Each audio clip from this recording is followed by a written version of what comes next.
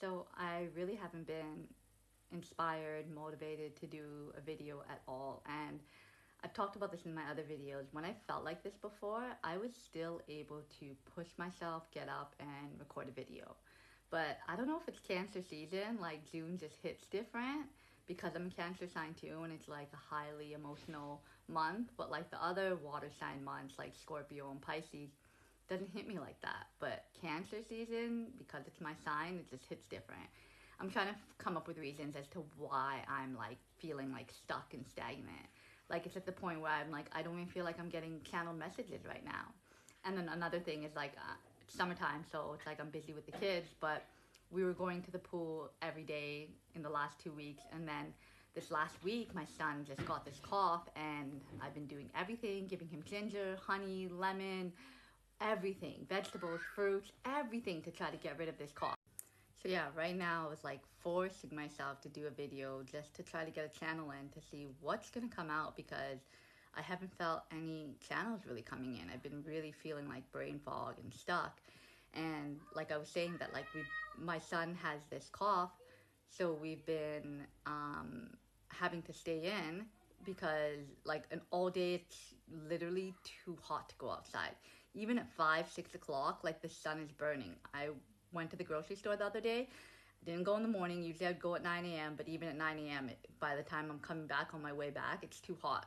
So I was like, okay, I'm going to start trying to go in the evenings. I never go in the evenings. So I left the house at 5 o'clock, burning, with the sun felt like it was like stinging you. The sun has never felt like that bad. Usually it just feels like humid and you can't breathe. But the stinging feeling it's intense. Like the sun is changing. And so I went there. On the way back, when I got back in the house, I literally felt like I was gonna faint. Like it was that intense where I couldn't even stand up after.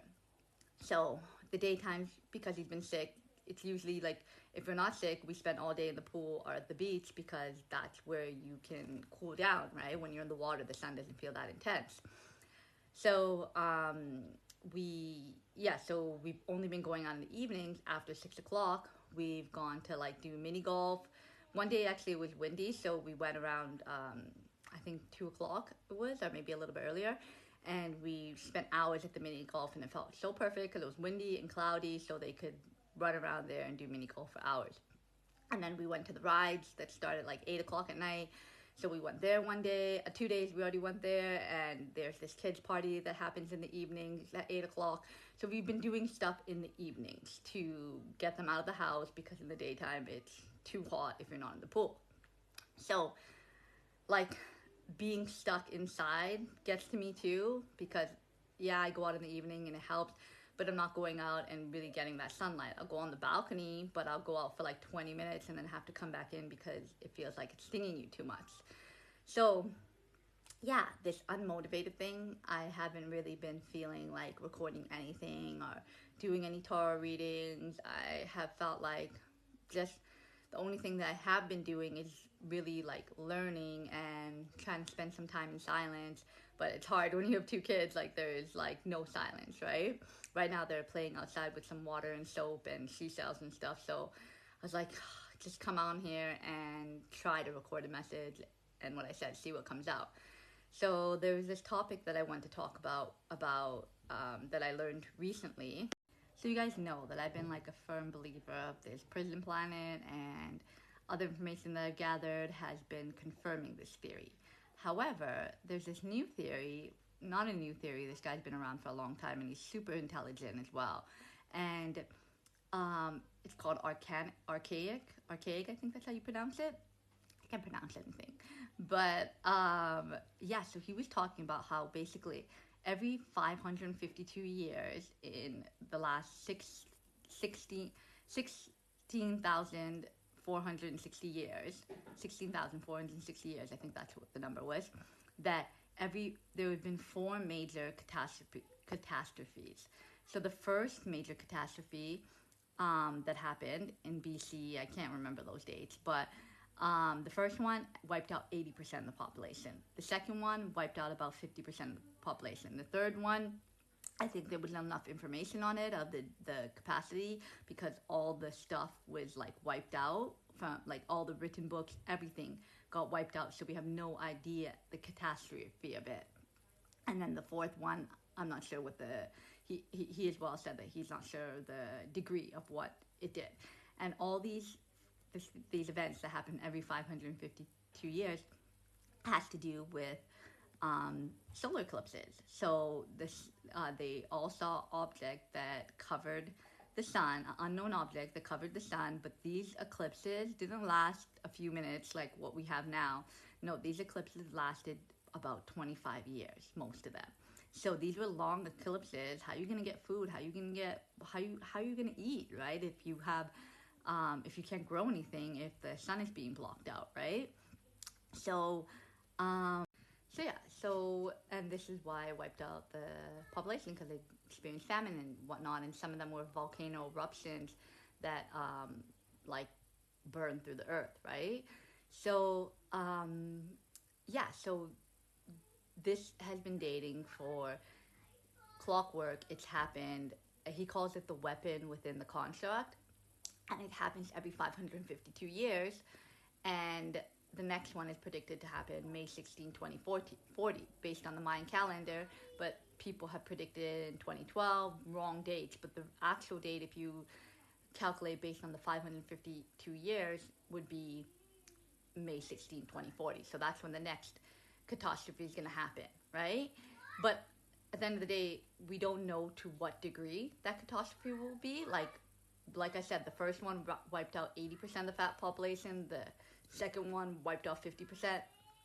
I'm not sure what this next one will be, right? But it's predicted for another event like that to happen, right? It seems to be they get lesser and lesser, but who knows, right? What's going to happen then? So yeah, that's something we need to pay attention to and be aware of, and I guess plan accordingly and see what we can do, just having the information to be aware of it.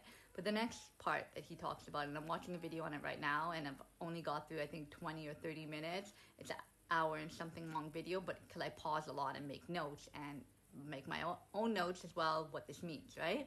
So he's talking about how, hold on, let me just look at my notes. So first, if you want to see the video, go on Arcanic, I'll spell it in when I write the description.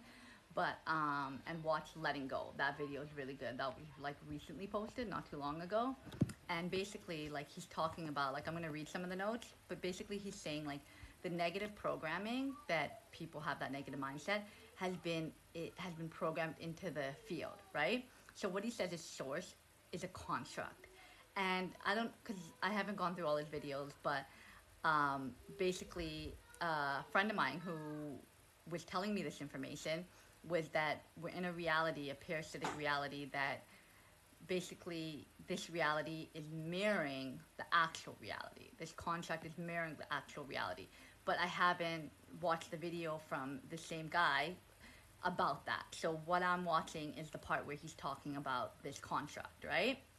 And it could be that that's what he means, but I haven't watched the other videos. But that this contract is source code, right? It is related to source, and this construct is, so negative program runs through the program, negativity runs through the field, right? We all have an energy field. That's why I keep preaching about the positive energy, and raising your frequency raises your field around you, right?